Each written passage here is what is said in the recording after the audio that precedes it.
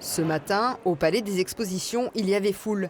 Tous sont venus pour se faire vacciner et il n'y avait pas que des personnes de plus de 55 ans atteintes de comorbidité, condition actuelle à l'éligibilité à la vaccination, mais des personnes dont la profession les amène à être en contact avec le public. Je suis commerçante, voilà, à Nice. D'accord, vous avez quel âge? 51 ans. Donc vous êtes contente que ce soit ouvert aussi pour vous? Ah ben bien sûr, bien sûr. Ça doit être ouvert pour tout le monde normalement. Je suis vendeur dans le secteur de l'automobile et puis j'ai l'hypertension de temps en temps.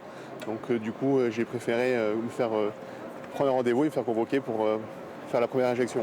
Une bonne chose. Ouais, exact, ouais. Vous appelez à ce que tout le monde puisse le faire? Ouais. Une stratégie qui, depuis le 12 avril, tend à vacciner tous ceux qui sont en première ligne, à l'image par exemple des forces de l'ordre, des enseignants ou des conducteurs de transport en commun. Mais ici, on aimerait aller encore plus loin. Nous, on est en discussion avec le gouvernement pour élargir les cibles puisqu'on est un département en avance en termes de vaccination, en termes de couverture. Donc on aimerait pouvoir actuellement vacciner les restaurateurs et profiter du fait qu'actuellement les restaurants soient fermés, où ils ont le temps d'être vaccinés, de développer des anticorps avant la réouverture des bars et des restaurants plus tard.